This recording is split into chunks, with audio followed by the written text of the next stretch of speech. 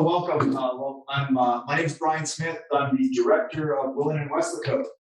Willen and Westlaco is a annual Shakespeare festival here in South Texas.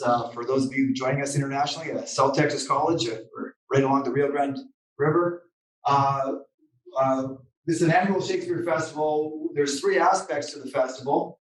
It's an arts exhibition. Let me take one step back. Every year we choose one play and we celebrate one play. So this year we're celebrating Romeo and Juliet. We try to involve the entire community, so across the arts and across the academy, and of course the business community, and of course the good citizens of Westlaco. So there's three basic aspects to the festival. We have an art exhibition. We had a fantastic art exhibition at the Westlaco Museum. If you haven't been there, you should check out the art. We made tremendous amounts of money for the Westlaco Museum. The art is on display until the end of the month. So sorry for those of you who are international, but for the rest of you who are local, please head down to the Westlaco Museum. Much of it's sold, but it is on display until the end of the month. We of course have the academic conference, which we'll get to in a moment. And then last but not least, we have a play being performed at the Tower Theatre. So that's this weekend, 7th, 8th, and 9th. On the 7th and 8th, the show is at 7 p.m. Tickets are going fast, so if you want to go, please do so. Please buy tickets in advance. And on the final night, the show is at 5 p.m. And afterwards, under the tower, we celebrate with some Shakespeare. So that's a competition of local brewers. And so if you're older like me, you're okay. So enough about that. Please let me introduce tonight's speaker, Professor Emerita Pamela Jansen. Yes, thank you, Bryce. Thank you. Professor Jansen received her doctoral degree from the University of Chicago. Very impressive. She spent most of her teaching career at Kenyon College in Central Ohio. For 34 years, she has taught courses in political theory and politics and literature, including seminars on Shakespeare's politics. She won the Senior Faculty Teaching Award twice. She has published essays on several political thinkers and on Shakespeare's plays. She is the editor of the book, Finding a New Feminism, Rethinking the Woman Question for Liberal Democracy. She is currently at work on a new book on the 18th century philosopher Jean-Jacques Rousseau and his views on the theater. On a personal note, I'd just like to say something about Professor Jansen. I remember when I first met her at graduate school, I was so impressed.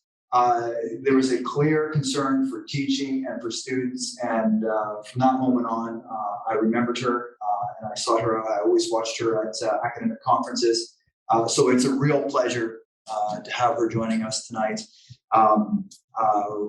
Without more ado, I think I'm going to turn it over to our speaker. Thank you very much, Professor Smith. I am very, very happy to be here with you all at South Texas College, if only virtually. It is really an honor for me to participate in this year's Willen in Westlaco Shakespeare Festival.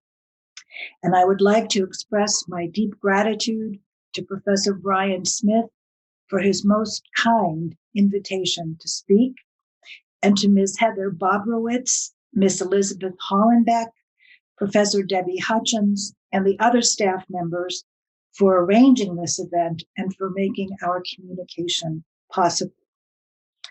After my talk, I will hope to hear from you with comments or questions, and nothing I say should stand in the way of your seeing the live performance of Romeo and Juliet and just savoring the music of the play itself.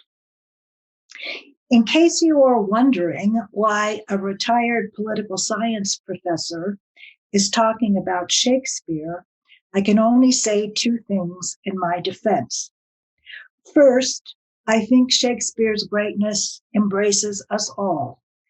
It's a very big tent, and we all fit in, regardless of our particular academic backgrounds.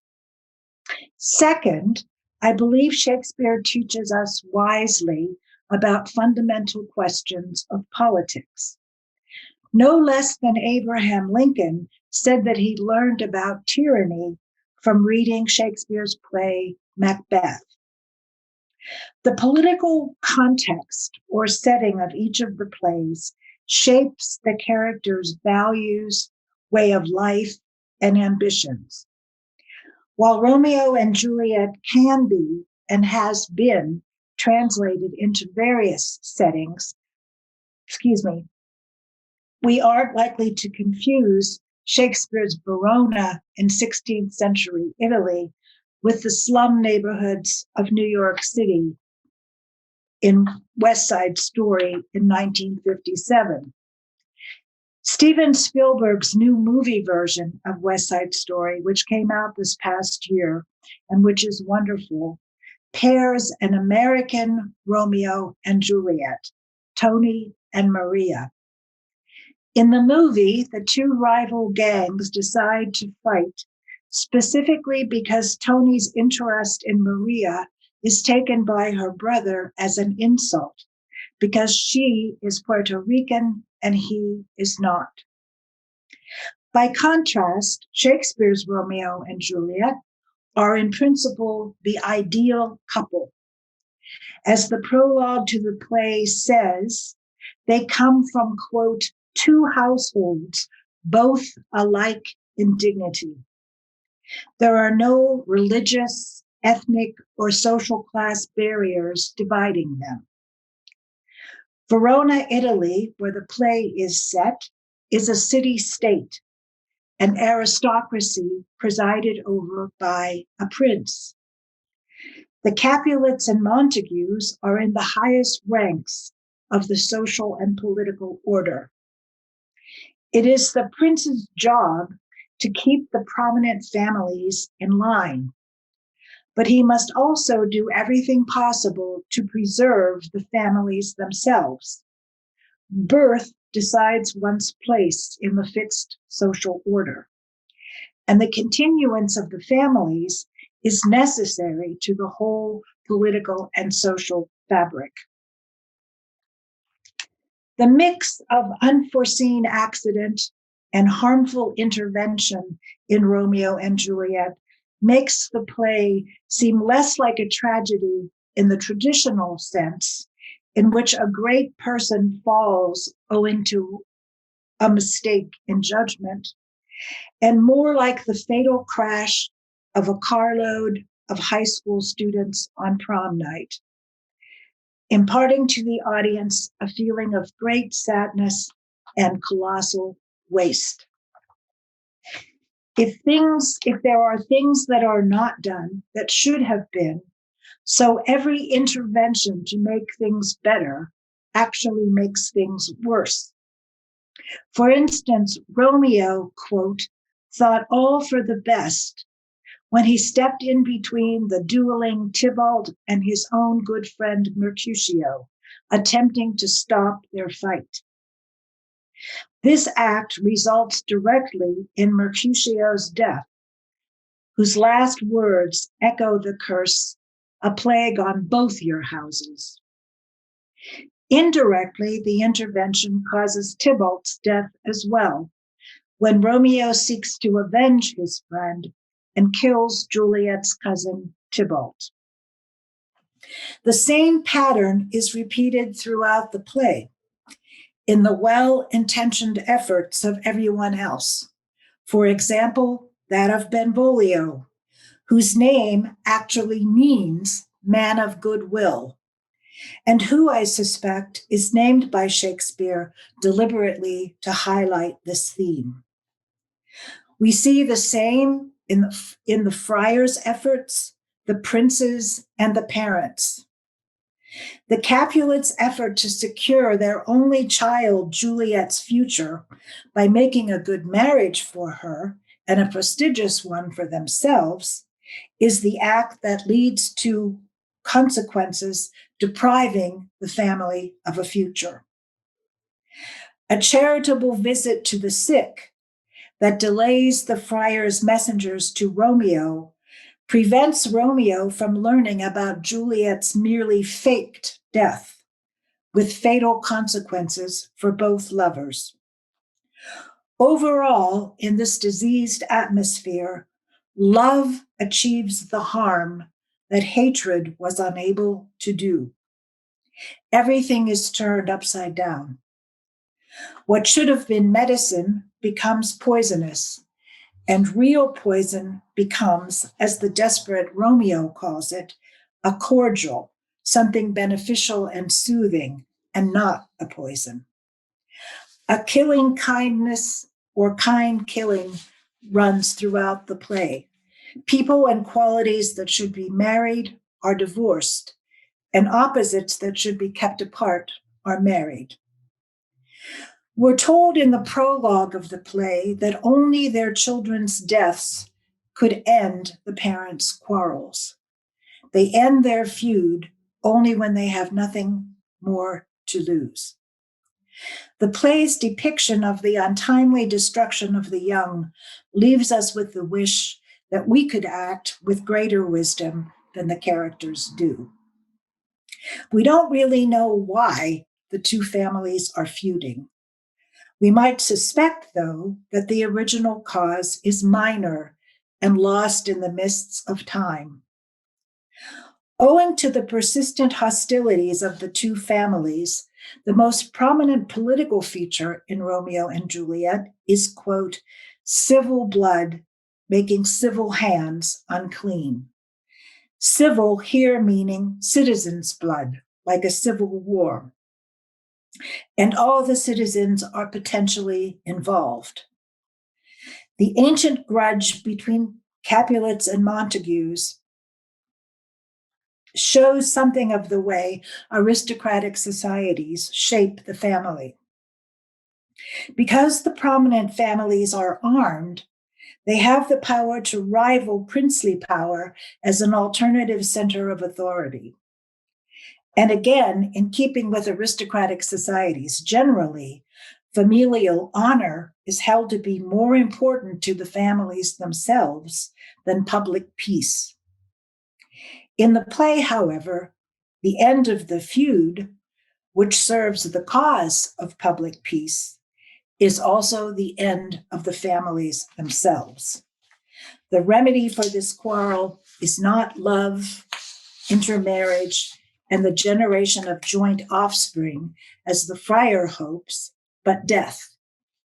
Nor is this remedy achieved by design, but rather something that occurs by accident.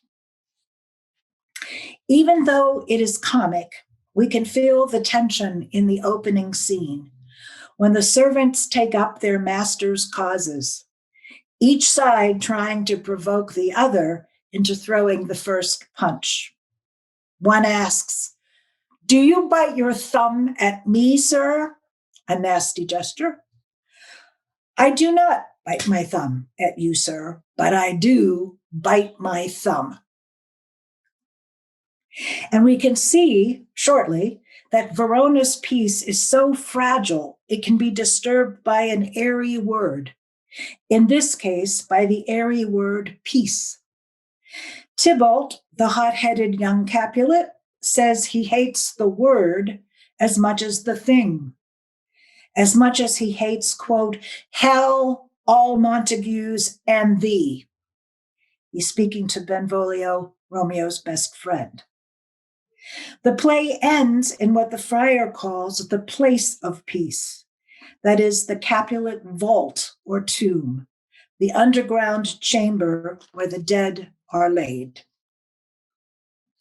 The play depicts failures in both political and private government. At the end, the prince blames himself for, quote, winking, that is, turning a blind eye to the discords of the families. Presumably, he regrets not being really harsh when it could have done some good. The prince attempted to rule the families by threatening the grown-ups, thinking that they could rule their own children, at whose discords, however, they wink. The parents apparently trust in their own authority as the prince trusts in his. But from the outset, really, we sense that this is a disaster waiting to happen. Old Capulet and old Montague seem close to laying down their weapons at the beginning of the play. Excuse me. The older generation is presented here as the natural peace party, as the younger is the natural war party. Capulet says, "It is not hard, I think, for men as old as we to keep the peace." They are, in fact, told by their wives to carry crutches, not swords. The frail fathers can only lend the peace the same ineffectiveness as they lend to the first outbreak of violence, relying not on manly vigor for its prosecution, but rather on their authority. Moreover, the embers of this quarrel are deliberately kept alive. They can't burn out entirely without a perceived loss of honor. And for the elderly, the continued existence of the feud is a not unpleasant reminder of their own youthful exploits and vigor. Similarly, at the Capulets' party, although well past their, quote, dancing days, the old men still like to remember them, no doubt with some exaggeration. As Mrs. Capulet puts it, "Okay, dear, you've been a mouse hunt in your time," which I understand from a footnote is another name for skirt chaser. If this quarrel were only the recreation of the elderly, it wouldn't be so bad. The prince seems to view the matter entirely as an old fight among old men, without recognizing how easy it is for the young to catch fire as they prepare themselves both to come into their inheritance and to deserve it. For opposite reasons, neither young nor old want to part with the fight. It marks the end of childhood for the young and imparts to the aged a kind of new life. By contrast to the youth culture depicted in West Side Story, the happiness and the lives of the young are sacrificed in Romeo and Juliet, specifically on the battlefield of the quarrels of the old. Unlike the gang violence involving jets and sharks, Shakespeare's fragile buds are crushed before they have a chance to bloom, only because they are children of Capulets and Montagues. The sins of the fathers are fatally visited on the children, who become the heirs of nothing but their parents' quarrels, with the effect, of course, of returning those sins back on the perpetrators with interest, leaving them without heirs or posterity. It is not hard to conclude, then, that in clinging to this feud, the parents lack all foresight about their own long-term interests, and in failing to understand its impact, they fail to understand the young. Here we come, I think, to the specific problem of the family in the play, or the specific failure of political and private governance, namely the breakdown in the natural community of young and old. From the social perspective, the young and the old are two halves of a natural pair. Community depends on their equilibrium or balance. Here as elsewhere, that equilibrium is to be attained not by erasing differences, but rather by the exertions of each half of the pair against the other, by their controlled rivalry or competition, so that each may check or temper the excesses of the other. Properly managed, the generation gap serves the interest of community because each part of society makes a necessary and equally important contribution to the whole. As you know, the American Constitution is defended by the founders for the system of checks and balances running through it. In Congress, for example, the Senate is sometimes described as the saucer which cools the hot tea coming from the House of Representatives. I guess in those days, a saucer could hold a little bit of the tea and then be poured back in the cup. In the play, though, the excesses of the old and the young play themselves out without impediment or check. As Mercutio's name and his own and his friends' characters suggest, the young are associated here with mercurial or changeable spirits, easily wounded, easily aroused, easily forgiving, easily moved to new objects. When Romeo confesses his new love for Juliet to Friar Lawrence, the friar exclaims, "Holy St. Francis," and points out that Romeo's cheek is still stained by a leftover tear for Rosaline, his old love of the day before. By contrast, we expect seriousness and steadiness in the old. We associate wisdom with age as we associate courage with youth. We expect cool judgment and caution on the one hand, and passion and impetuosity on the other. On a spectrum going from one extreme to another, the older tend to be too slow and risk averse, while the young are too volatile and risk addicted. If the young tend to take everything too seriously, as when Romeo calls Juliet dear saint, and she makes him God of my idolatry, the old tend to take everything too lightly, as the Capulets take Tybalt's death, or the nurse takes the secret marriage of Romeo to Juliet. The natural community of young and old is founded on a true interdependence, which is subject to various imbalances, such as excessive flattering of the young on the one hand, or on the other, stifling the young in the name of deference to the old. While the young and old have different needs, vulnerabilities, or interests, they also have mutual needs and can bestow mutual benefits on each other so that harmony prevails. Speaking generally, society's energy, boldness, and prospects for growth and innovation come from the young or young thinking. Regulation of impulsiveness and the disposition toward preserving what one has come from the old, those who want to conserve what has already been done. And we expect the common good to be served by the exertions of factions that favor variously peace and war. The old are to help the young by nurturing or tutoring them to the point of maturity. The old, in turn, are revitalized by the new life they have assisted.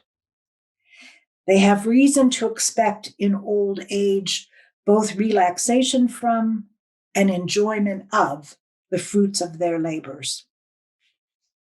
But one thing is key. Responsibility for fostering the community between the young and the old falls on the older. It is they who are supposed to have foresight about their own vulnerabilities and cognizance of their own long-term interests, and to recognize the special vulnerabilities of the young. The overall effect of a lack of a moderating or balancing principle in the play, though, is to turn each side into its own opposite. Like the artificial night the lovesick Romeo creates for himself by staying in his darkened room during the day, the quarrels endow the young with an artificial age, a premature responsibility, gravity, and ultimately world weariness. And the old are endowed with an artificial youth or impetuosity, which, after Tybalt's death, includes an almost indecent lightness and gaiety. Here the young and vital die, and the decrepit are left standing. The young often espouse sentiments that seem too grown up for them, given their experience of life. And the grown-ups are scolded like children. Based on their own life experience, they should have known better. Capulet's haste in marrying off Juliet to Count, or as he is called in the play, County Paris, so as not to risk the cooling off of the Count's enthusiasm for the match, for instance, is a version of Juliet's haste in marrying Romeo in deference to her passion for him.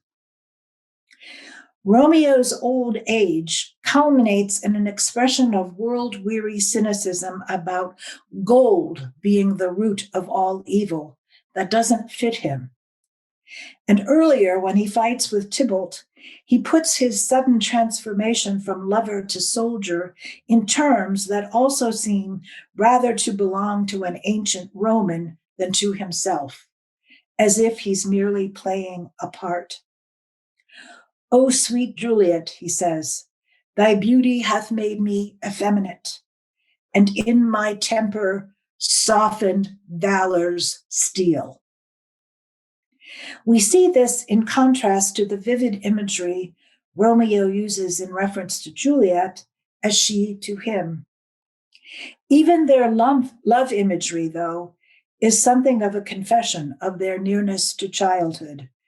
And we remember that Juliet is not yet 14. Here's one example. Romeo says, "Love goes toward love as schoolboys from their books, but love goes from love toward school with heavy looks." And while waiting for Romeo on her wedding night, Juliet says, "So tedious is this day, as is the night before some festival, to an impatient child that hath new clothes and may not wear them." The young are generally immersed in an unnatural gloom and brooding melancholy. They have vague misgivings or omens of bad things to come. By contrast, the old are complacent until the very final scenes. Nothing really jars them. It is a mark of the tragedy, I think, that Romeo and Juliet never get to enjoy each other's company in the daylight. They are excluded from the life-giving element, walled off from the sun that they need to grow and flourish. They meet each other behind masks, court under, quote, the mask of night, and experience their marriage in the friar's cell, the chapel, Juliet's dark room, and the Capulet family's death chamber or tomb. It is fitting that the play itself, which begins in daylight, ends in darkness. Nor can that darkness be dispelled by walking from the tomb into the morning light. The tragic deaths have turned natural life-giving day into another artificial night. The prince tells us the sun for sorrow will not show his head.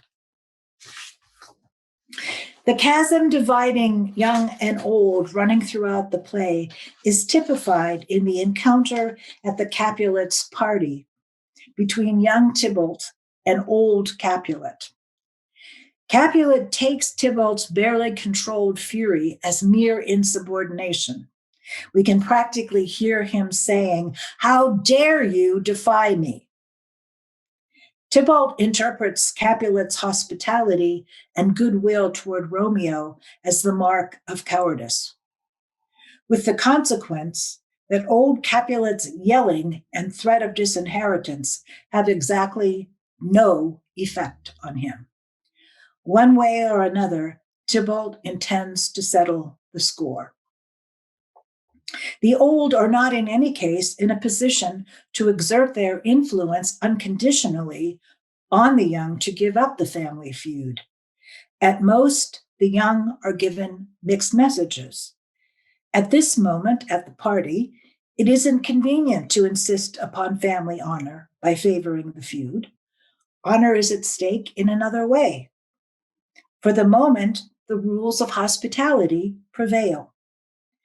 Yet Capulet is likely to have reacted as angrily to a relative's efforts to reach out in peace had he himself been in the mood to argue. Nor is it surprising that the young might consider themselves to be as more intensely partisan, more loyal to the family cause than their changeable parents are. Indeed, honoring their parents is virtually identified with honoring their parents' quarrels. But they can't and won't do so on their parents' terms or merely at their parents' convenience. Once Tybalt's hot-headedness results in his death, moreover, the Capulets no longer recognize his faults.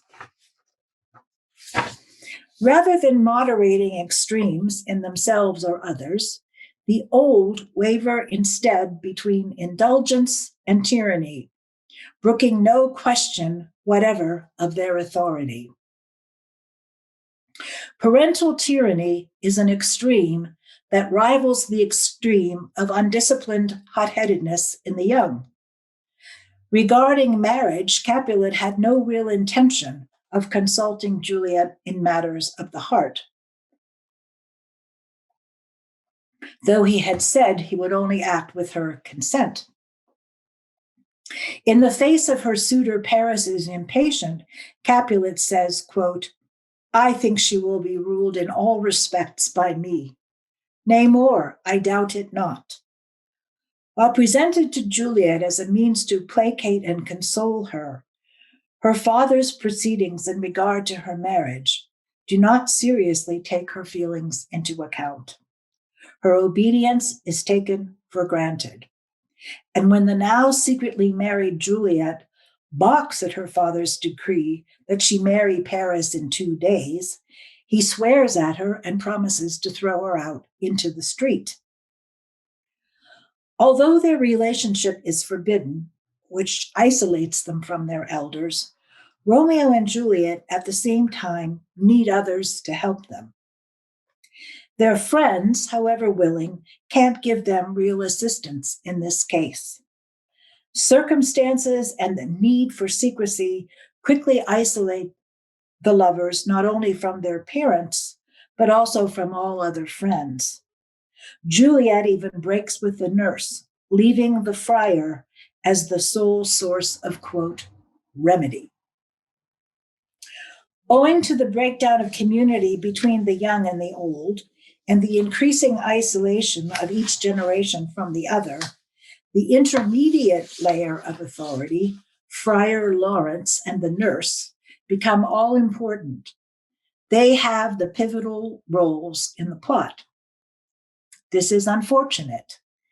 Friar Lawrence and the nurse have the defects of both youth and age. They are, on the one hand, more indulgent than the parents, and on the other hand, they have more power inadvertently to harm.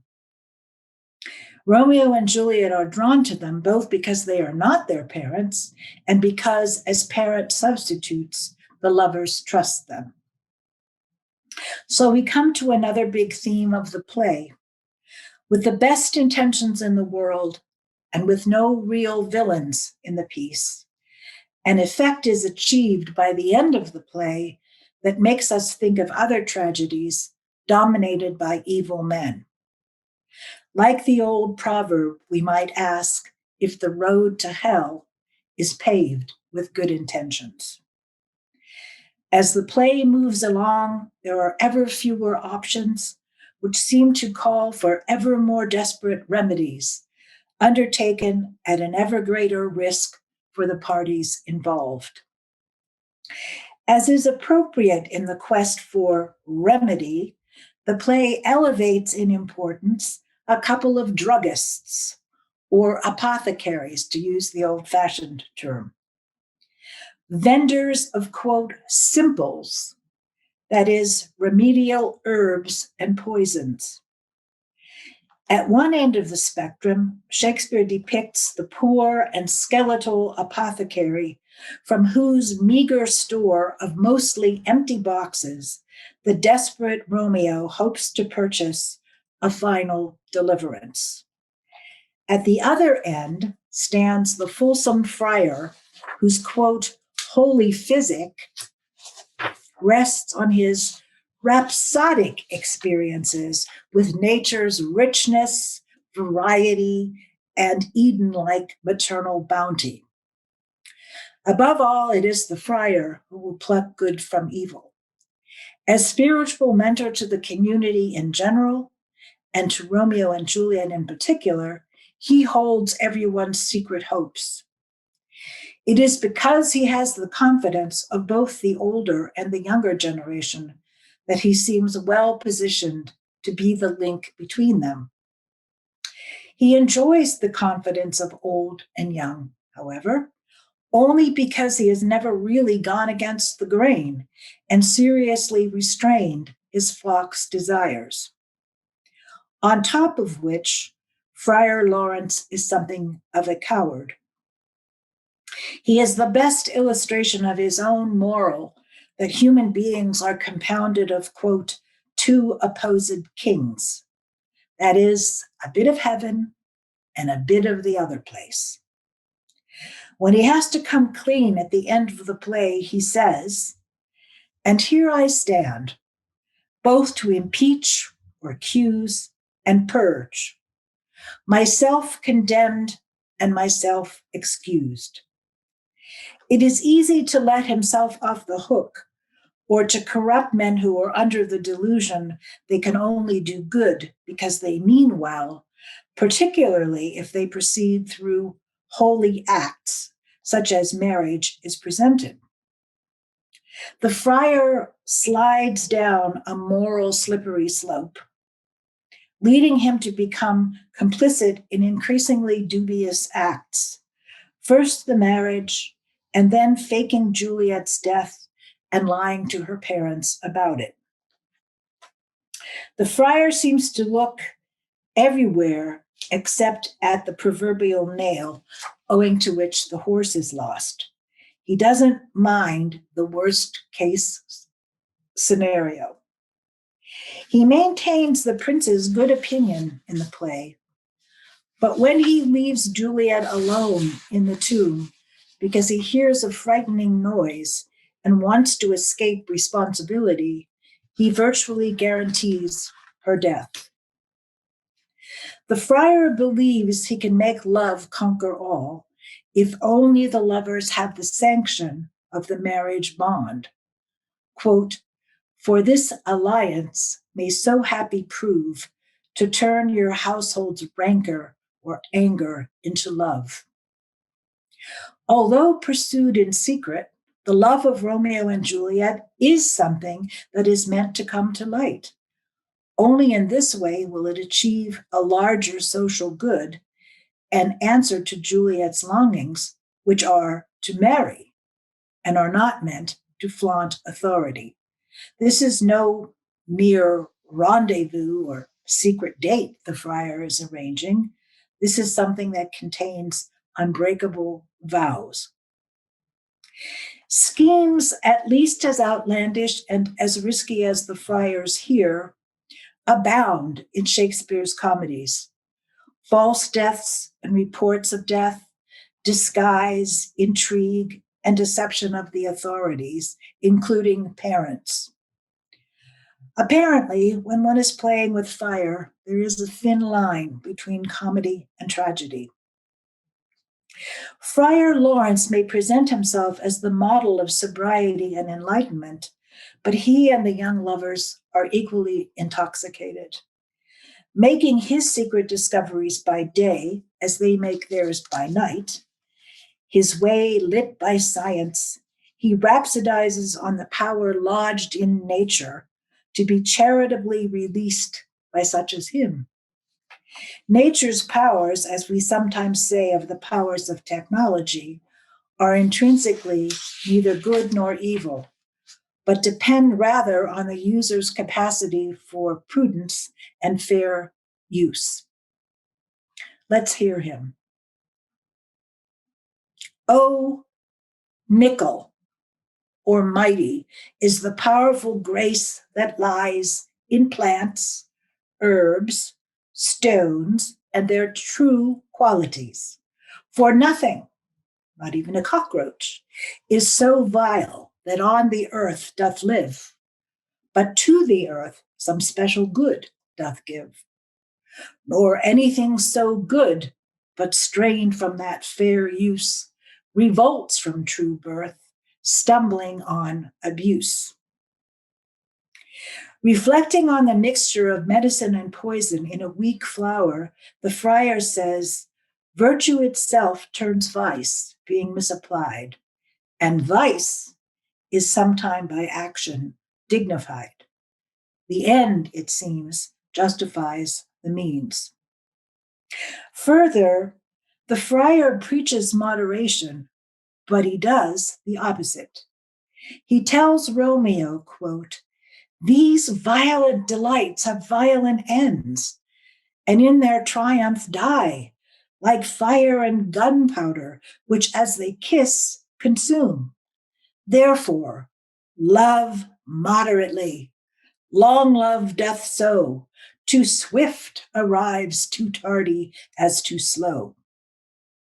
Good advice.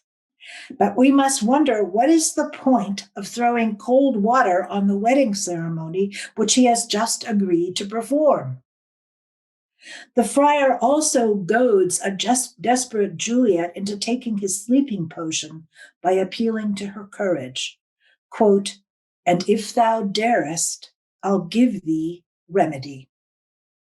And this shall free thee from this present shame, if no inconstant toy nor womanish fear take away thy valor in the acting it. He acts as if the plot hangs on the personal virtue of his young subjects rather than on his own, or on the super risky character of the scheme. Even at the end, the friar sticks to his guns, insisting that some special good resides in everything. His condolences to Juliet's bereaved parents are hollow and unfeeling, to the effect that it's far better that she is dead than alive. A, she's in heaven, and B, it's far better for her. Quote, she's best married that dies married young. But when he offers a version of the same hollow words to Juliet when she wakes in the tomb to find Romeo dead, words to the effect that there's no point in crying over spilled milk, and since Paris is dead as well, she might as well go into a convent. We can see, at least here, that Lawrence is clueless. In the play, both love and honor are presented as mixed blessings, potent medicines and lethal poisons. Both passions have the capacity to lead either to happiness or to misery and sorrow. As in the family feud, they fight with each other, and their good effects fight with their lethal effects for victory.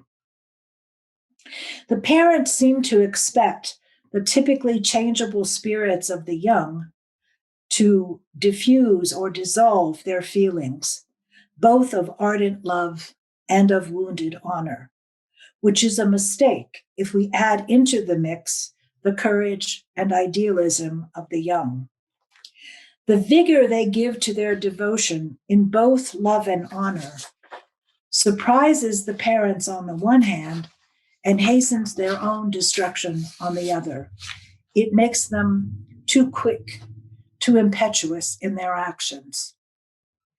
Shakespeare's portraits of Romeo and Juliet, so as to inspire our compassion, are not so one-sided as to make us blind to the problems of youthful impetuosity. Checking that impetuosity is necessary for their own good.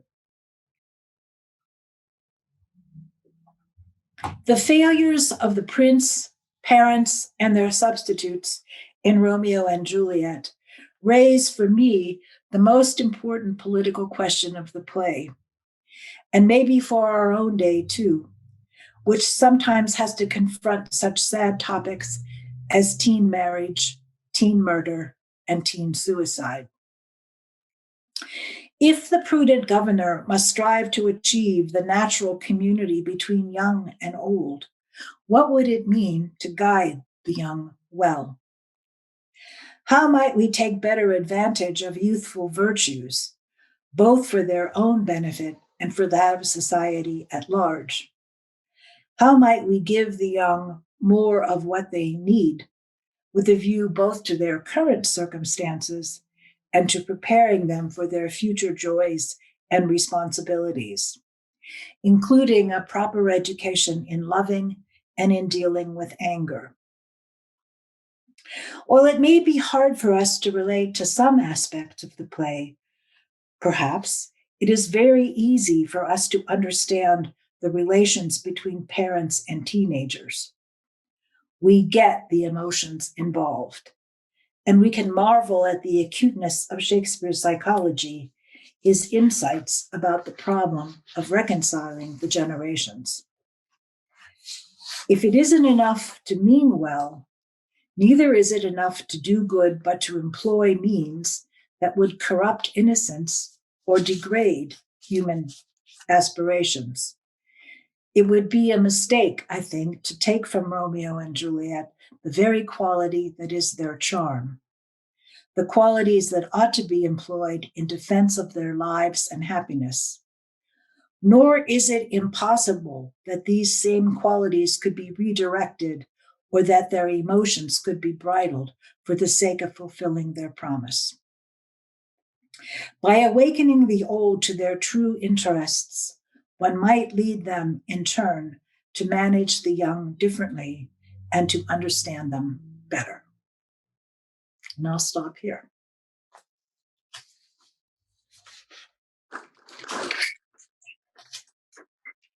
Thank you. That was wonderful.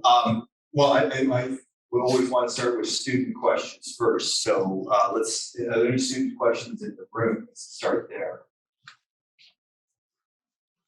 For students in the room. Okay. Are there student chat questions? I haven't had any come up. We've had one posted. We had a question posted in our Q&A. If you guys have any questions, feel free to put them either in the chat or the Q&A, whichever you prefer. I will grab them up and we will ask our illustrious speaker. Okay. Well, then I'll then turn to our faculty members. Professor Massimoni, you had a question you wanted to ask. Go ahead, please. I really enjoyed your speech, Pam. Thank you very much. Thank you for coming. I just wondered if I love that line and I wrote it down. Education and loving and dealing with anger for our young people. Could you explain that a little further? Well, I mean, I was thinking probably of a liberal education, and I'm not going to set myself up as a parent model. I don't think I should do that. But last week, I heard Mayor Lori Lightfoot from Chicago say that she thought we should learn to love young people more, and she was mocked for saying this. And although I don't think that she was simply saying we should give in more. I mean, if you think about it, what it would take to love might include some tough love. What it would take to love might mean if you father a child, please stick around to help to raise the child. Or if you um, give birth to a child, try to put that child first. Um, I mean, I think children need examples of love, and I do think it is very difficult, not only in the play Romeo and Juliet, to control the notion of honor, whether you're talking about Jets and Sharks or Bloods and Crips, or whether you're talking about a deeper and more serious kind of honor. We sometimes demand a lot of the young. For example, with respect to going to war. And I think we should be careful, obviously, about whose lives we are sacrificing if we should go to war, when we do go to war. But I mean, on campus, for example, when people are concerned about the relationships uh, that might result in sexual assault, it is sometimes said that making it a matter of honor is helpful in teaching self-control. And I think in Romeo and Juliet, there are a lot of instances where self-control is just not practiced at all. But if it had been, perhaps there would have been a way to give some breathing room to these various emotions and passions, and to prevent the worst from happening. But yeah, I mean, anger serves a purpose. As I'm sure Professor Smith and Professor Hutchins discuss in their classes, and you probably discuss in yours, the spirit in part of us, the part of us that is needs to be taught to stand up for ourselves, to respect ourselves, not to be dissed, not to be insulted. That is important and life preserving. But if it goes too far, or if it comes to blows, it can turn immediately destructive. And I think that Mayor Lightfoot was probably thinking about the gang violence, the youth violence within the city of Chicago, which is horrifying. And if she had some thought that to love the young means to find some way to deal with that, short of sending, teenagers away from the city during their teen years, is there some way that you can provide an alternative to something that might look glamorous, like gang life, that would allow the young to change their lives? And it probably has to start with the family itself.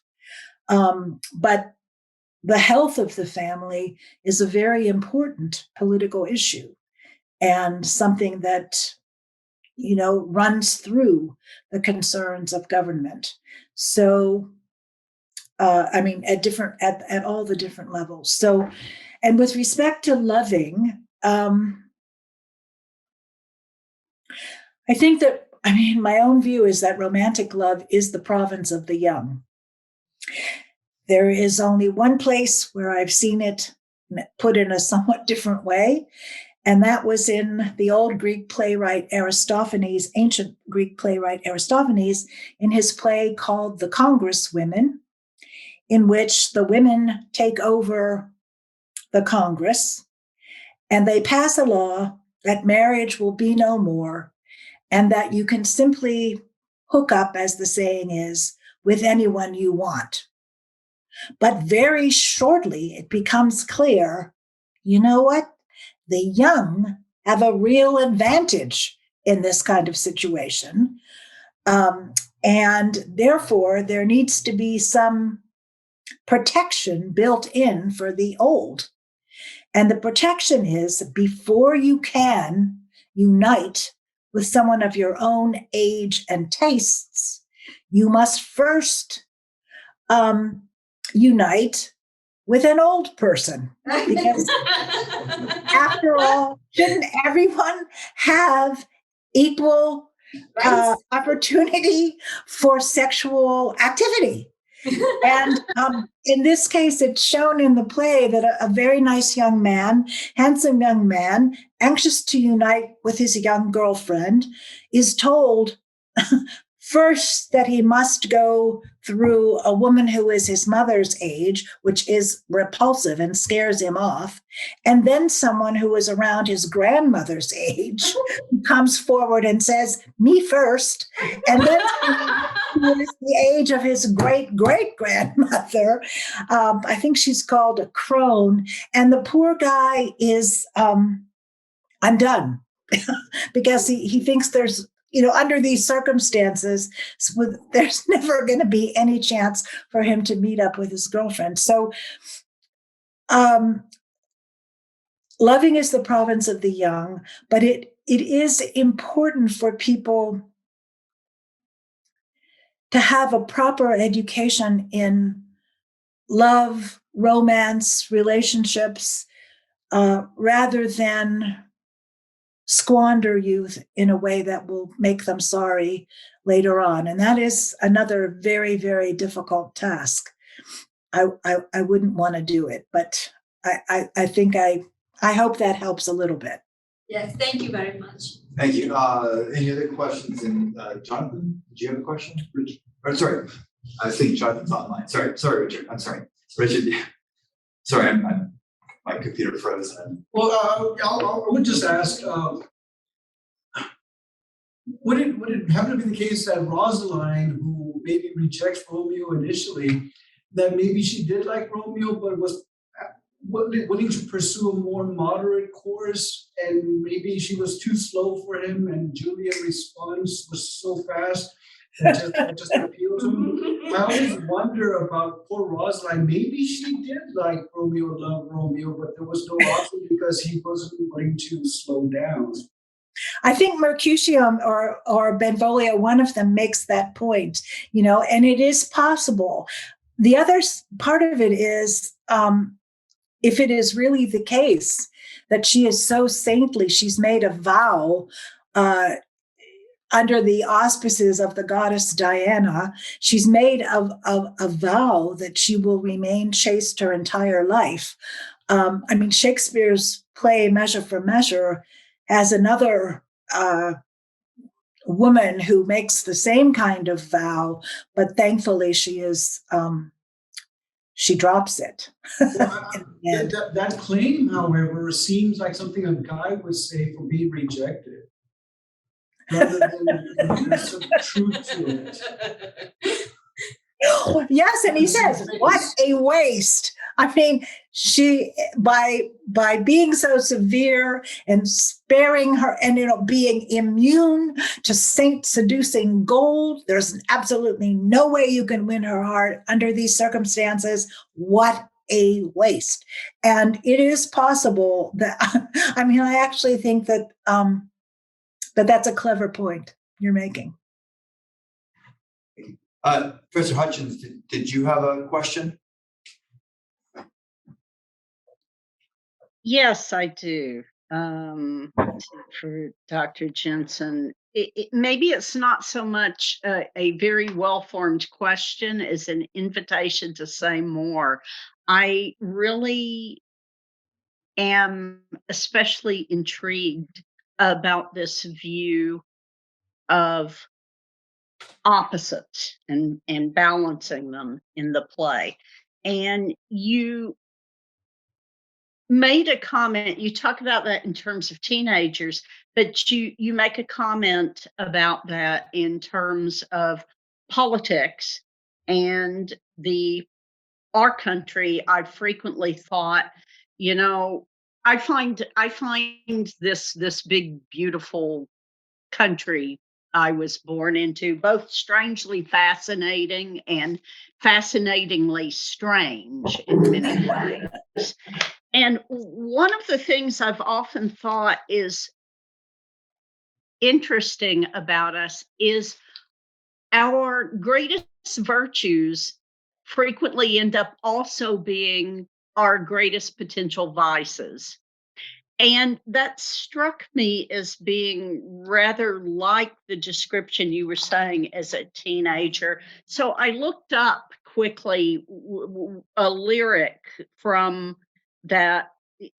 It struck a chord from America the Beautiful, from my favorite verse, I think, is confirm my soul in self control, thy liberty and law, which I just think is a lovely lyric.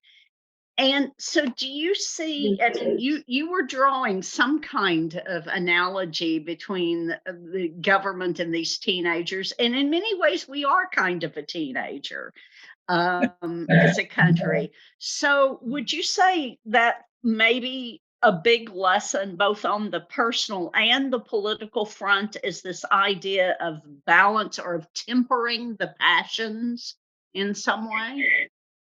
Yeah, and I think I would agree, and I wonder if there isn't a notion. I mean, the check and balance notion that runs through our Constitution. I mean, Madison, yeah, Madison Federalist number my 10.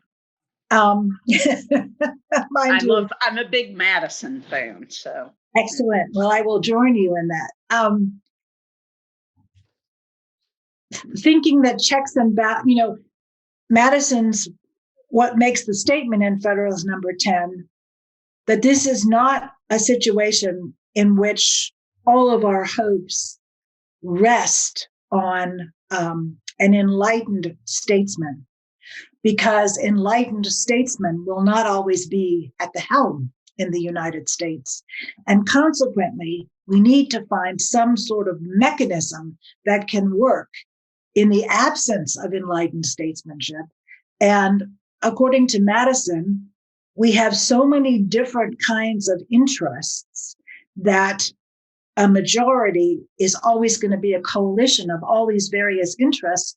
And it's just helpful to let them play themselves out. And eventually, I mean, people will become accustomed.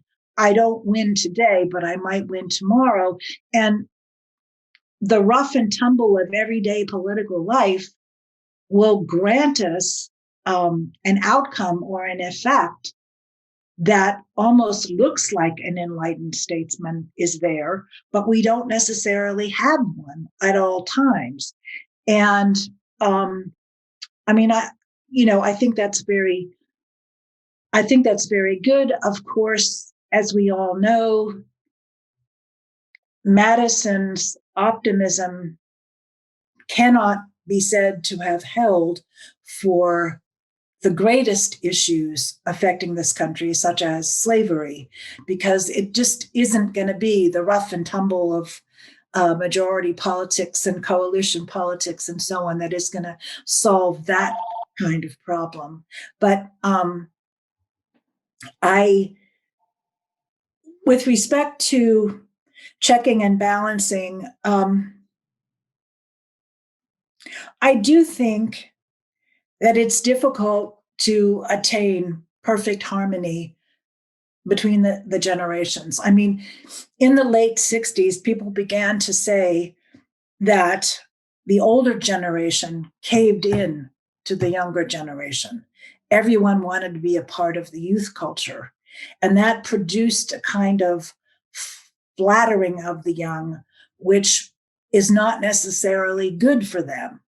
On the other hand, we can go back in history, or we can think in terms of our own personal histories of situations when you might have a rather despotic or tyrannical parent. Your parent wants you to be in business, you want to be a poet. There's going to be a clash there of some kind or another. And it's difficult to expect perfect rationality to solve that problem. But, on the other hand, I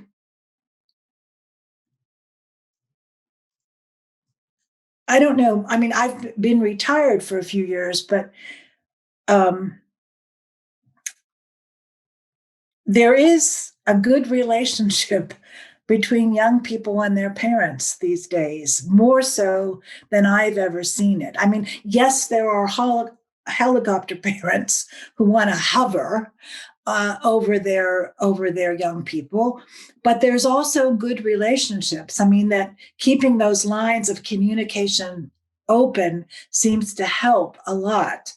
And you know, some of the people who go to South Texas College might already have families of their own, so they have, a sense of we've got to try to do this sort of thing, and loving, tough loving, discipline, self-control, these things really are helpful. I mean, we start out very small because it's an act of courage for a little kid to go to the dentist. But after you meet that kind of challenge, there are greater challenges which you are in a position to meet. Unfortunately, for little children around the world, for young people around the world, those challenges are not always so nicely graduated so that one thing follows another naturally, because they might have to face, the effects of war or famine and disease. And so, we're talking theoretically here. I think keeping the lines of communication open is important. And I rather admire a lot about contemporary parenting, no matter who is doing it, who is your primary caregiver, is not as important perhaps as, the fact that you have someone who's putting you first and who wants you to talk to them no matter what, and give them some space, she says. So. Okay, thank you. David Livingstone from Vancouver Island University asks, as university professors, do we also bear some responsibility here? That is, sometimes universities appear to claim that it is not enough to understand the world. The point is to change it. So we risk harnessing the passions for justice to, quote, fight for causes. But do we do so before they have much experience of the world or a chance to explore exactly what justice is? Yet to them, reading Plato's Republic, for example, pales in comparison to fighting for justice. What would Shakespeare advise us with respect to this, quote, mission of the modern university? I really don't know. I can only speak, I guess, from my own experience. I think I understand what Professor Livingstone is asking about, and a university is a place where you are supposed to be pushed into investigating the big questions, in every field, in every discipline. And that's the key, I think, rather than engaging in social change. But students want social change. And so they should also be free, I think, to talk in class by reacting to texts that make them take a position. I mean, for instance, whether you're reading the Melian Dialogue or whether you're reading Darkness at Noon, students can take a position. I mean, the Lincoln Douglas debates, the Federalist Papers, a novel, a Shakespeare play. Students can take positions by reacting to the text, but it's in an atmosphere where the key is conversation and keeping the conversation alive. I also think, I come from a department which spends a great deal of time only on the undergraduate curriculum in a liberal education college. And that is a privilege. That is, a rare privilege. But even for students who also have to be thinking about how to keep body and soul together, what kind of career they want, what causes they would like to join, and so on, even under those circumstances, you can teach politics by means of political history. And that can help, I think, to temper an excessively utopian view of the world. And this is actually a conversation and sometimes a quarrel I have with my own daughter, who is a veterinarian and quite a liberal person. And I don't consider myself to be, an alt-right person by any means, but it is really difficult for her to want to look at the world in such a way that people who do good, people who are reasonable, will always prevail. I mean, that's her starting point. And it is the starting point of most college students as well. And I wouldn't want to take that away because I am so impressed with the generosity of spirit that students have from the outset. But if you are watching Vladimir Putin at the moment, it's hard to say that you could sit down with this person and, have a chat and everything will be okay in the end. And so, not that she wouldn't agree with that, she would. But yeah, I think giving students an opportunity to see all sides of a question or more sides of a question and letting them just think about the questions and giving them a foundation of political history is just extremely helpful to maybe curbing utopianism or going out there and fighting without necessarily thinking, and at the same time prepares them to lead, in their communities or in the United States as a whole, whether as journalists or voters or running for office, whatever it may be. And yeah, I mean, that's been really the joy of teaching in my life, what I have loved about it most. An anonymous question asks, thank you very much for sharing your insights into the play. It seems that tragedy is in no small part due to the fault of the older generation in not moderating the younger. First and foremost, this is a breakdown of the family in the play. However, the prince is present too, but not prominent. What is his role in this and in governing family relations? Well, I mean, obviously, he blames himself at the end. I don't know exactly what he could have done because he didn't kill Romeo for killing Tybalt, but, Tybalt drew the first sword and he banishes Romeo. And the friar is hoping in the end to spirit the married Romeo and Juliet off together to Mantua, but, everything falls apart.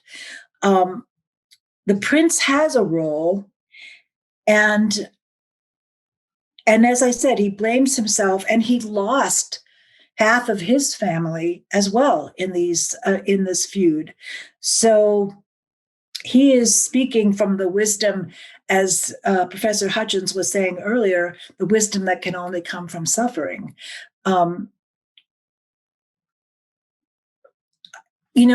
I tried to think about what might have changed things. I mean, Romeo and Juliet and even the friar seem to think that in the end, a greater power than we can contradict hath thwarted our intents, as the friar says, meaning that the star-crossed lovers, fate, are inauspicious stars. I am fortune's fool, the way in which they speak. I mean, they seem to speak as if there was no way that there could have been a less than tragic outcome. And the prologue of the play says that as well.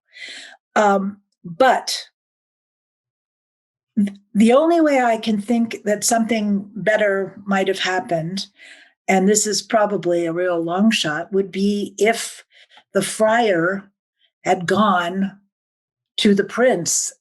If the marriage between Romeo and Juliet had not been kept secret from the prince early on, was there something that could have been done? I mean, the prince would have had to intervene, and he could have intervened. I do think that it's much more difficult for Juliet to tell the truth about the marriage after Tybalt is killed by Romeo. I mean, it's not so easy. Before there's been a death, but now there have been two deaths. And in Act 3, everything seems to have been taken over by the young by this time. Yeah. And it's very difficult sometimes for parents to get their young people to talk.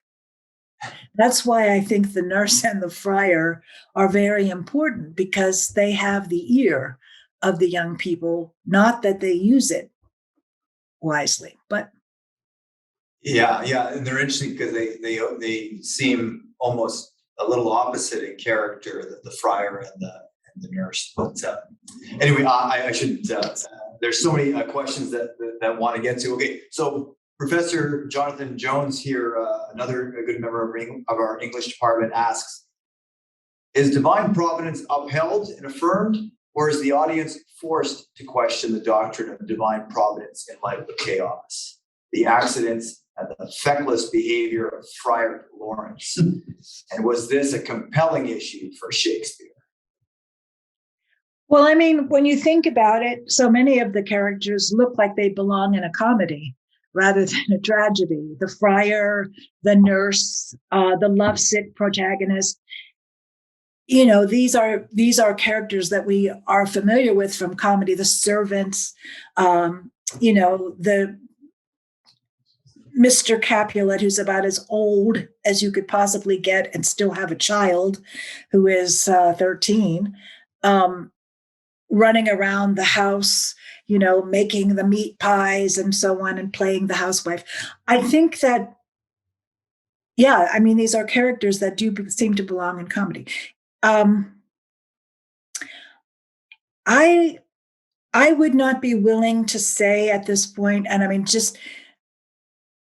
I should exercise just a tad bit of humility on this question. I'm not sure that Shakespeare is vindicating providence. I do think that he understands what is humane and what is natural, and the fact that his marriages the fact that his comedies end with marriages, I think says something important. But I just wouldn't be willing to speculate. Perhaps Professor Johnson Jones knows much more about this than I do, but I like the question. Yeah, no, that's good. Yeah. A former very good professor of ours here, Linda Braun, a good teacher, very active faculty member, asks, I enjoyed all of the opposites you discussed, but these opposites also are transformed when they come together. We, the audience, are also transformed. Tragedies are not just sad, for instance, but cathartic. Could you elaborate on this idea? I'd actually like to hear her idea rather than mine, so perhaps she will elaborate. But okay, so there's a word I didn't use, which I probably should have. The part of speech, or the type of speech we call an oxymoron, which brings two opposites together, like jumbo shrimp.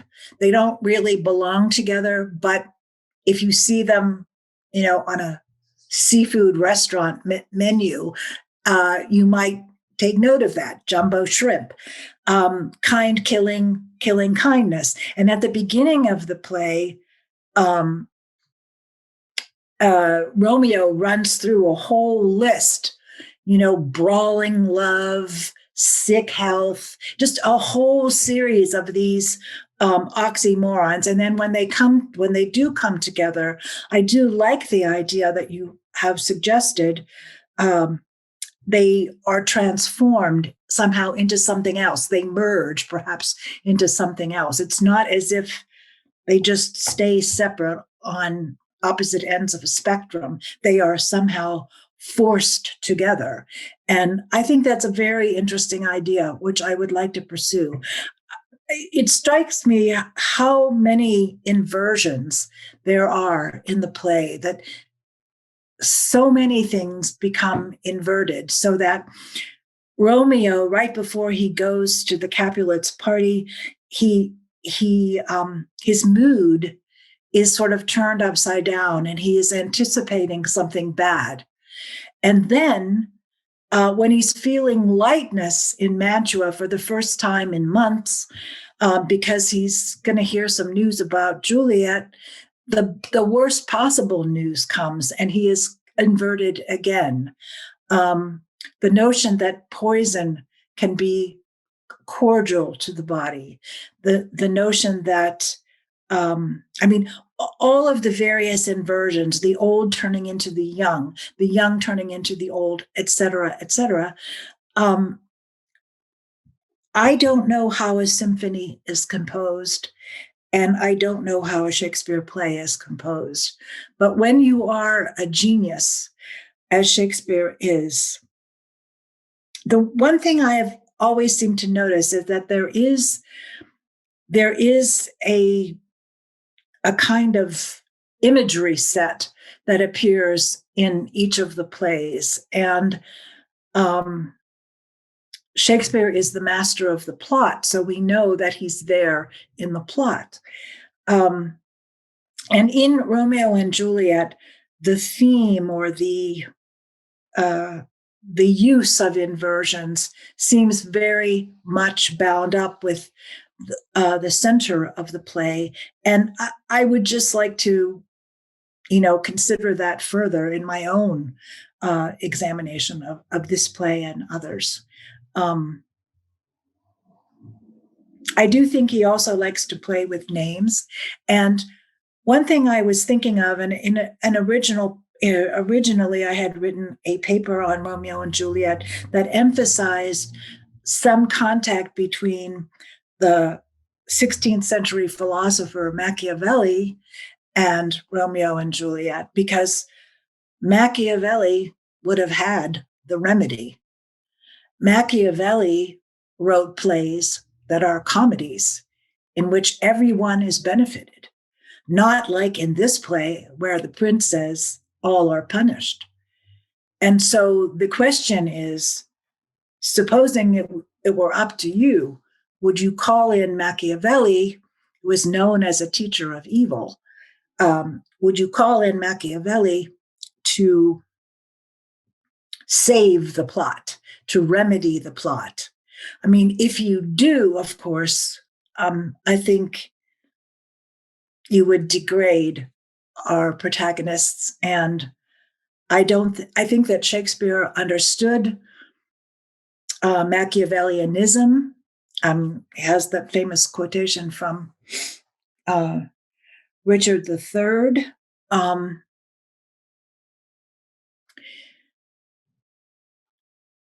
Or is it Henry VI? I'm not sure. I forgot where it is. But the quotation about where Richard of Gloucester, who becomes Richard III, says, "I will murder and smile when I murder and send the murderous Machiavel to school." So Shakespeare had a sense of what Machiavellianism is popularly known for. But the question is, understanding that, Machiavelli thought there's no point in having all of these high motivations. You should guide yourself by necessity. If you keep a promise, if you break a promise, if you scramble, a few eggs, break a few eggs in order to have an omelet, isn't that better than losing everything?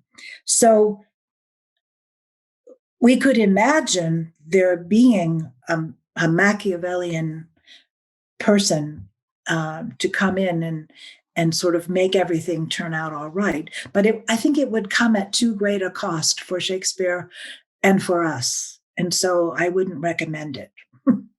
I mean, that would not be my recommendation, but.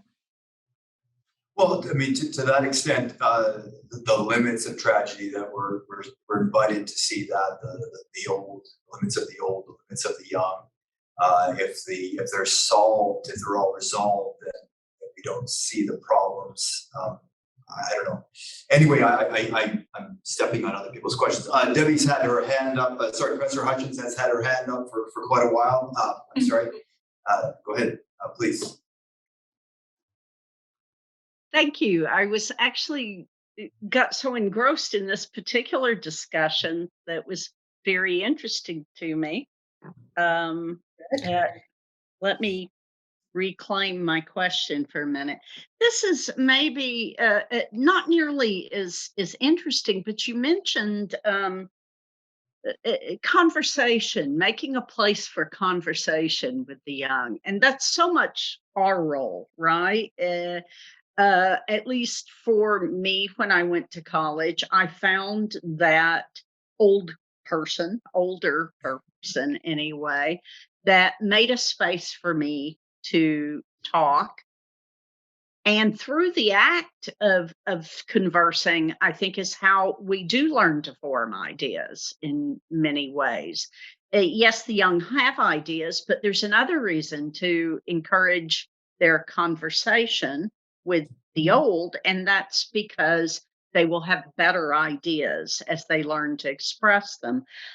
I'm posing this because I see at least a couple of my ethics students in this presentation from a very small face-to-face ethics class I have.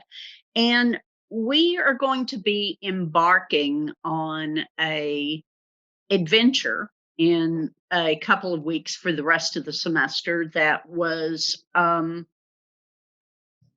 not originally planned, but partially inspired. Linda Braun is in here. She asked a question by her husband, Nick, who was my former philosophy colleague at Mid-Valley.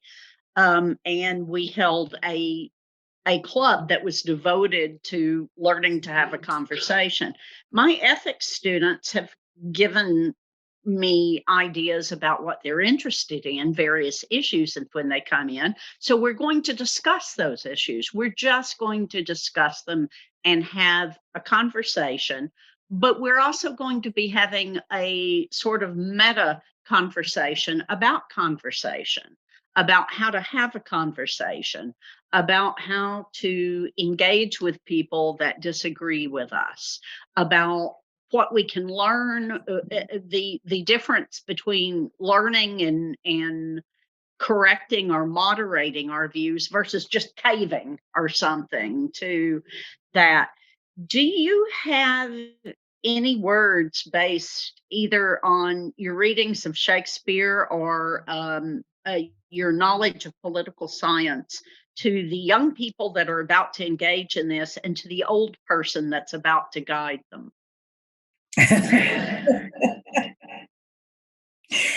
Well, of course, I think you're going to do, I think you will be a wonderful guide, Professor Hutchins. There is a quotation which I am trying to pull up from the depths of my mind, which I've always liked.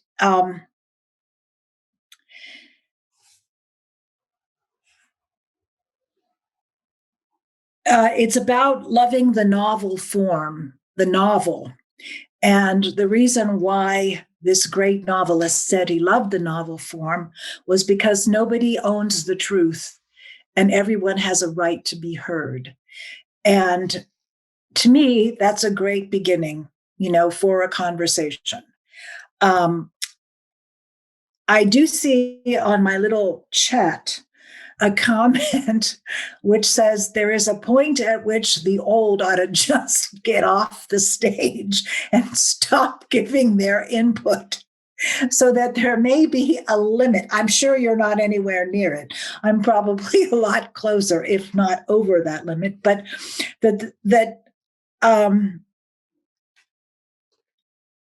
yeah, one should be careful not to assume that one has wisdom simply because one is at the age of, of so-called wisdom. But no, I do like the quotation.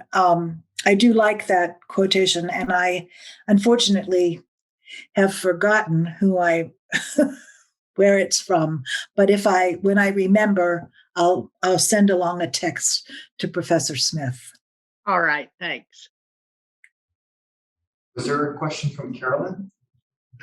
I'm sorry. I That thought was a there question from Oh. Linda. Okay, okay. Did you have, I'm sorry, there was another question. Okay, John Edwards Portento asks a fun question. Which Shakespeare work is your most favorite and why? Ugh. I think you one of your students? Okay, anyway, I'm sorry. Well, yeah, it's hard to pick. Like, what's your favorite movie of all time? Well, I, of course, love Henry V, and I love Richard II. And I think that, that could be my political background. But I also love The Tempest, and I love Measure for Measure. And I think those are probably my top four. But it doesn't, I mean, once you sit down and read something and you just enjoy the beauty of it, when you were talking about how do you encourage students to talk, and when you went to college and there was an older person who granted you permission, in fact, encouraged you to follow your own way and to speak, I was thinking of one of the most beautiful lines for me in Romeo and Juliet, where Juliet says, if I may, I'll quote it, "Give me Romeo, and when he shall die, I'll cut him out in little stars, and he shall make the face of heaven so fine that all will be in love with night and pay no worship to the garish sun." I think that's a beautiful line, and I applied it to I apply it in my heart to one of my college teachers. So, yeah, I think our gratitude to those who have helped open a path for us to see our own way or to see the world as we had not seen it before.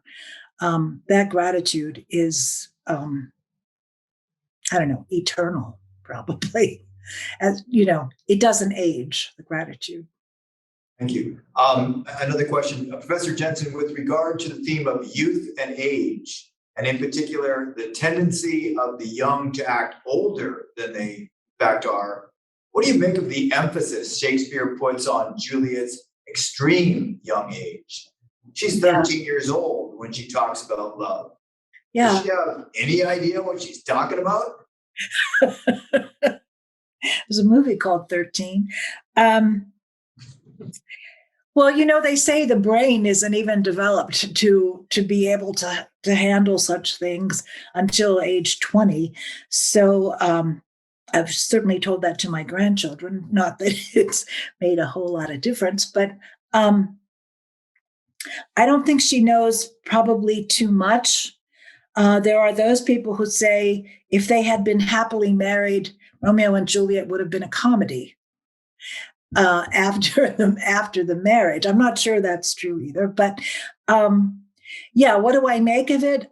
I think that in the film versions, for example, of Romeo and Juliet, sometimes they do show, I saw a BBC version the other day in which the Juliet character, no matter what her real age was, really did look as if she were just about 14. Part of it, I suppose you can say, in those days, people didn't, live as long as in our day. And so they grew up faster. And according to Juliet's mother, she was a mother much upon these years. I don't know if that's true or if she's trying to, groom Juliet to be a bride. But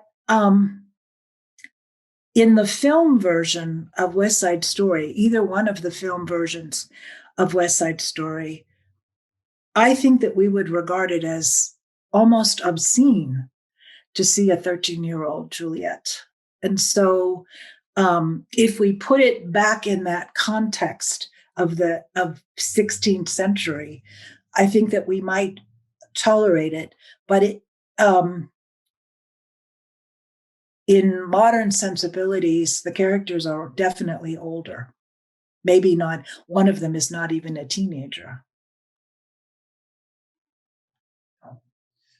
Okay, another sort of fun question. Who do you think the modern Shakespeare is? Who is the closest to obtaining these titles, in your opinion?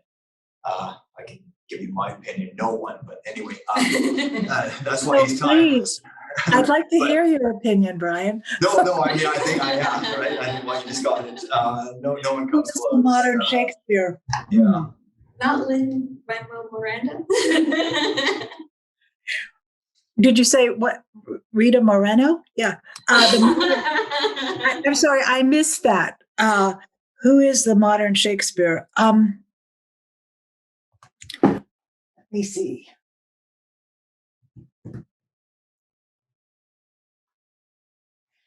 I don't know. I'm not probably the best person to ask because, there are some contemporary or modern authors that I definitely love.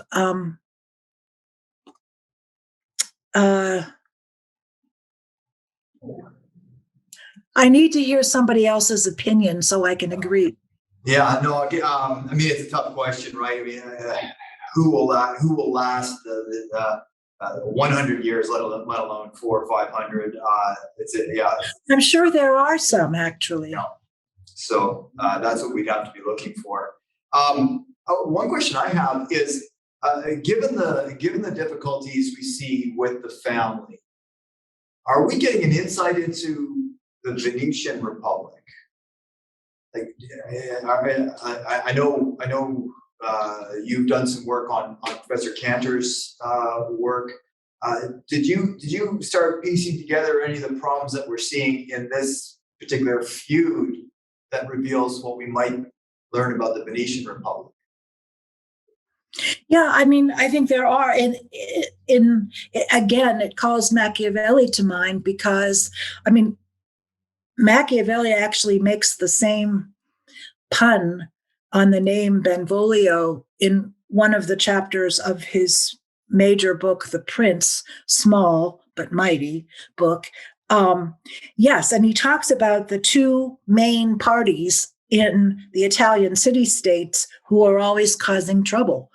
The Orsini and the Colonna families. They fight with each other, but they also have the power to pick a pope. So there are things that they can do. And the Venetian Republic would be another example. It's a commercial republic, so they don't have a militia exactly or an army. What they have is mercenaries, of whom Othello is an important one. And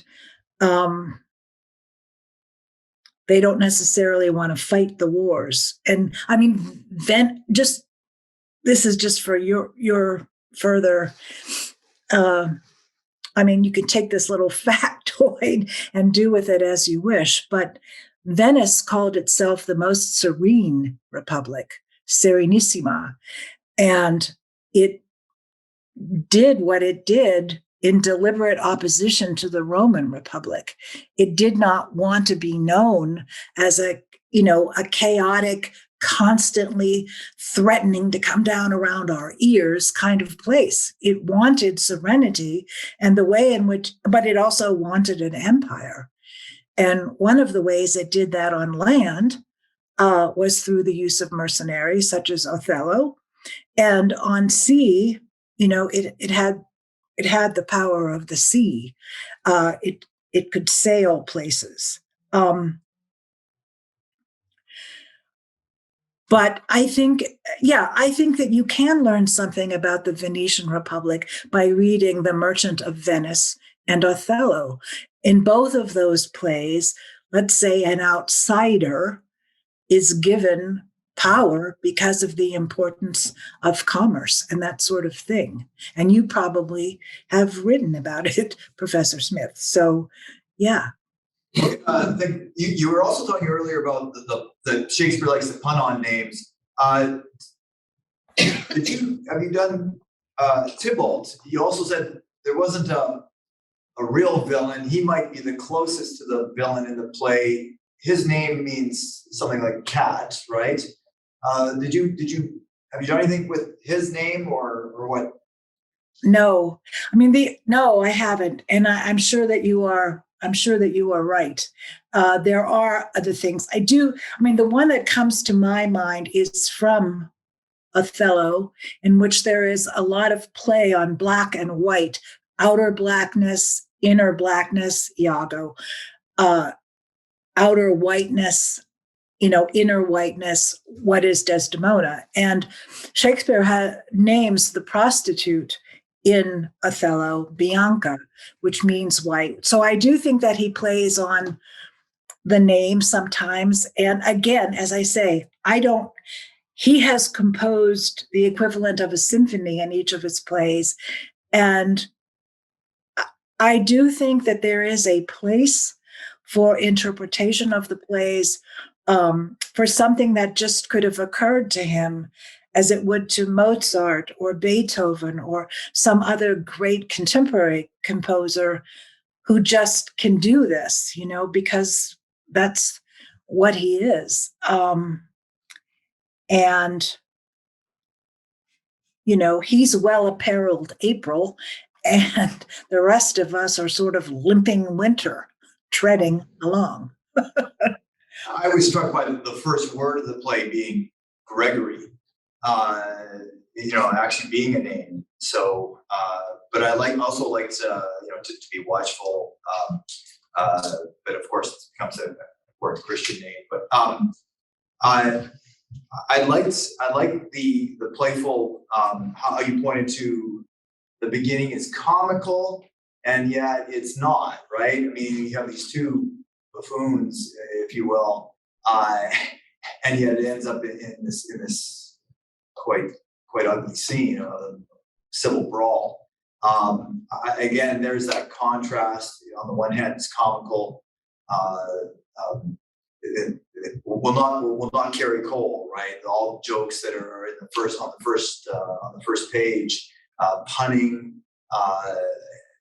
So right up front, we have all of these puns and opposites that you were pointing to as well.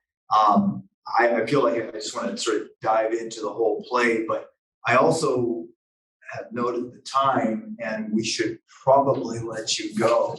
I think we've extended more than we should have. But did anyone else have anything to say? Oh, Eva has. Sorry, Professor Manuel. I'm just dying to ask you if you think that Juliet is more mature than, let's say, My Last Duchess in Browning, because it's similar. Aha, I don't know, and I'm sorry to say I don't know. I will look it up. What do you think? My Last Duchess is a young woman who's married to the Duke of Ferrari, and she has no clue that she is, making her husband jealous, and then, he has her killed later on. And for me, she seems like immature compared to Juliet, because they're about the same age, Italian, and so I was. I'm sorry I can't make the comparison, but you obviously can, and I just will have to study it, and I would just look it up to try to, I can't make a response. I'm sorry, but it's a wonderful idea. Yeah. Well, I mean, look, the discussion on family, proper family, the problems for family, it was a wonderful talk. Thank you so much. Again, we want to thank you for participating in William Wessico, and to everyone who came out, thank you. Thank you, Heather, for helping us put this together, and thank you. Good night to our audience. We'll be signing off. We'll stay on with you a bit longer, Professor Jensen, just to once everyone signs out. But I'd like to thank everyone for coming out, and have a good night. Thank you very much, Brian. If I may say, this was a wonderful experience for me, truly, and I admire so much what you are doing in Weslaco and at South Texas College, and it just was an honor. Thank you so much. Thank you. All right. Good night, everyone. Thanks for coming out. Yes, and I thank everyone for their questions and comments. And I loved seeing the little comments on my screen as well.